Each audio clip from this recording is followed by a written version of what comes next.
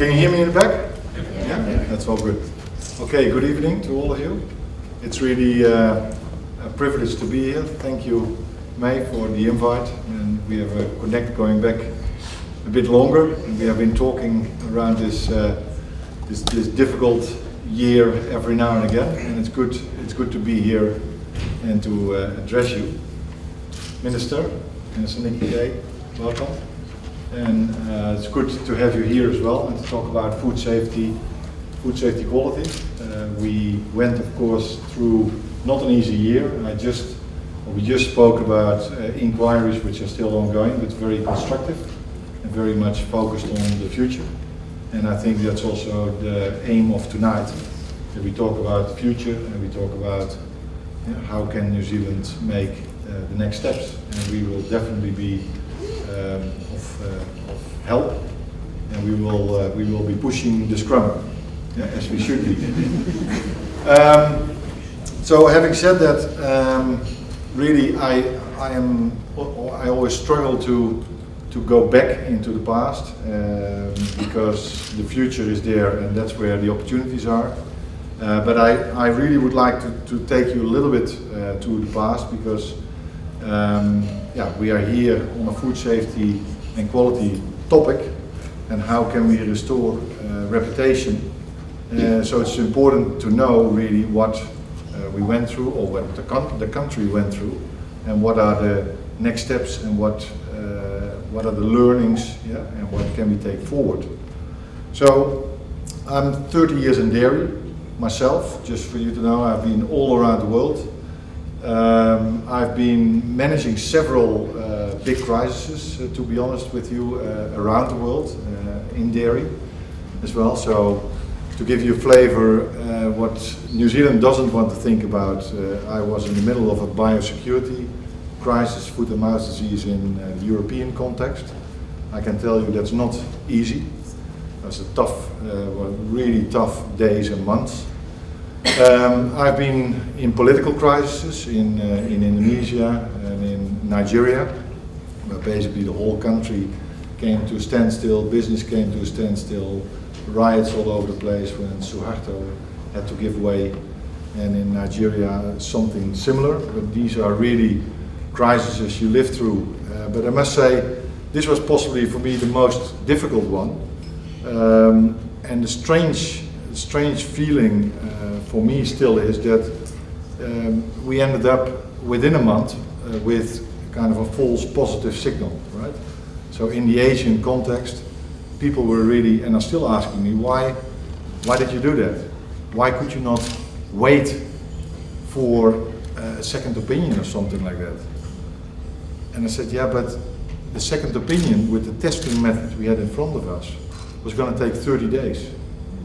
And you cannot take the risk, I cannot take the risk as father of children, but also knowing that this product, the WPC 80, was used in baby food.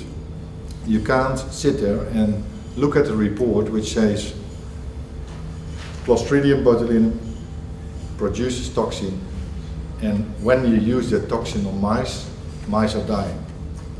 And if you get a report like that on the 31st of July, you have to move. And you cannot say, like you would possibly say when you have something with your own body or health, I go for second opinion. You can't go for the second opinion, because really, if in that 30 days something would have happened with one child around the planet, then you can't stand there, you can't look yourself in the mirror. So I know that we caused a lot of anxiety, and we caused panic in the beginning, and I did apologize for that in the Chinese context, but also the New Zealand context. And I think that's important to do that, or to still do that, because one of the big learnings for me going through crises is you should never, when you go through a crisis, you should never downplay it. Never downplay it. Even we are 10 months down the road now, we should not say, oh, it was just a false positive. No, it was a quality issue in one of our factories. In the end, it was not a food safety issue, but it was still an issue with a lot of learnings for us. So we should never downplay it, in my opinion.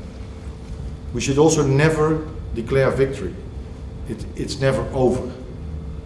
Yeah, things like this, and that counts in fact for what happened, the hysteria around DCD, but also WPC80. Once you're in it, it will always be attached to your name, but you need to take it in, learn from it, and build a platform going forward. And I think that's exactly what we try to do.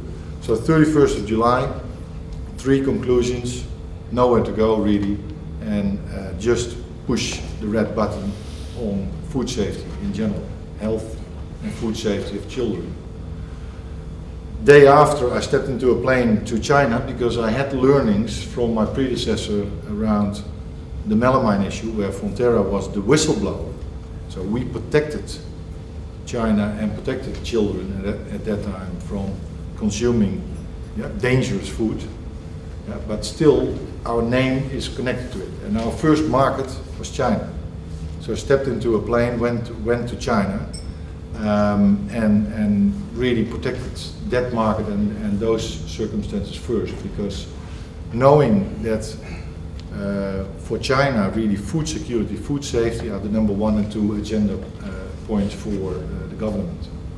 Yeah, so to be there and to immediately interact with them was crucial. Not only for Fonterra, but for New Zealand, in my opinion. When we came back here, or when I came back here, we immediately started the 4R process, and some of you have heard about it, and in the end for me it became 5 Rs, but the 5th R is learning. So the first R was the recall, was absolutely very difficult because 38 tons of WPC80 ended up in 2,200 tons of blended product into 6,500 tons of consumer product in 23 markets. Yeah, so to really find your way very fast on where the product is was quite difficult. Second R, review. So the reviews are still ongoing. On one hand it's good because you learn. On the other hand it's also quite a while ago since it happened. So here people think it's good that the inquiries and the review is ongoing, but in market consumers think there's still noise, right? There's still something is not right? So that's what we are trying to manage at the moment, that you build confidence and you build trust, but the reviews are still ongoing. Yeah, we had 8 affected customers, 7 we have really worked with and closed out. You have not heard anything of it, but 1 is also creating some pain and noise, and again that goes to the mind of the consumer, that the consumer thinks, hey, there's 2 big dairy companies talking to each other through the media and through courts, and what is going on. So consumer confidence, and Jack, you're going to come back on that, and building trust is possibly one of the biggest issues I'm looking at the moment. At the time it happened, there was the beginning of this milk season, very important for New Zealand. 1st of August was the first day of our financial year. I knew that 6 weeks later we would not receive 2 million liters of milk, but 86 or 87 million liters of milk per day. Yeah, so 6 weeks later we would have been up to here in milk. And we could not say stop, because rivers would be wide, warehouses would be full, yeah, and we would have had a disaster on our hands. So we had to keep the flow going. So recovery, all the decisions we took, the business, keep the business running. That was very important. Keep the business running. Have a good team on the business to keep going. Make the right decisions. We launched UHT milk in China after a week, so we continued on that plan. We launched infant nutrition. Yeah, that built a lot of trust, I think, around China and around the Chinese consumers. So keep the business going while you're managing a crisis. Then possibly on the rebuild, that's the most difficult one. What you need to do in these kind of cases is that you, and Nicolas here as well, she is doing that for me very actively at the moment, is stakeholder mapping. In these markets where not with the food safety issue as such, but in general, yeah, when you do business, stakeholder mapping, Very, very important. You have to know at all times who your stakeholders are. And in this case, where you push the red button on a difficult crisis, there's only one person who can face the stakeholders, and that's me, or that's the CEOs who are here today. If there's something in reputation, food safety, quality, CEOs, the first man in line has to face stakeholders. It's very, very important.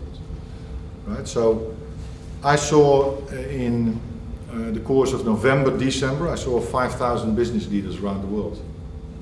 Just to tell the story, just to put the big elephant in the room. I literally had the first slide, which was a big elephant, because everybody was mumbling about Fonterra and me, and that's what happens. So you have to live up to that, but you have to be transparent. Put the elephant in the room. Explain to people what happened, and why you did it, and what went wrong, what are the learnings, but also what went well. Right? So you have to share these things. Very important, in my opinion. So transparency, in the end, leads to trust again, and trust. And that's the 5th R for me after the rebuild, is respect. Because what I found out, if you don't go out there and you go after respect, and it's not only earning respect, because we earned, I think, with a lot of stakeholders, we earned respect for what the difficult routes we went through, but you also have to give respect to people, because if you don't work on that respect issue, and that's why I'm saying never downplay it, never ignore it, never declare victory, because that downplays trust and respect. So for me, it's very much at this point in time, it's not so much about process, and it's not so much about, yes, we have to look at where are the learnings, but it's much more about building that trust and building respect around the world. And it's not only for us, what May said, we are big, yes, that's right, but that's for whole New Zealand, I think. And we are in a very good position. New Zealand is in an outstanding position, still in an outstanding position. I mean, I talk with other big companies in Chinese context with officials. We are still here. We are still the beloved little brother of China. We are there. Yeah? And we have a fantastic place in our country. We have a government who is excellent at creating market access. Excellent at creating market access. I've never seen it anywhere else. We have a good supply chain. We have good food safety standards. But if we don't move away from that qualifying and qualifying to the game and really be compliant, that's the old world. The old world of producers is about compliance. Do I get a tick on the processes? Now it's very much more on, do I build trust and do I have respect vice versa with my consumers? Are my consumers, are they really connected to our brand? Are they connected to Fonterra? The new world is about social media. The new consumers don't want compliance. They want connectivity. They want to be part of our world. And that's a completely different ballgame. So in that sense, yes, compliance is important and legislation is important, but that whole trust and respect and connectivity factor is crucial. Because if you don't have that, I mean, crisis or no crisis, with a crisis even more difficult, but you don't have a ticket to the game. Longer than 5 minutes, but I thought I'm going to share that with you, and I'm willing to ask or to answer questions later on. But then you have, in a nutshell, what happened in my perspective in the last 12 months. And we are on a good footing, but we're not there yet. Yeah? And we have to keep on pushing the scrum. That's great. Yeah? Great. Thank Okay, you. thank you, Mark.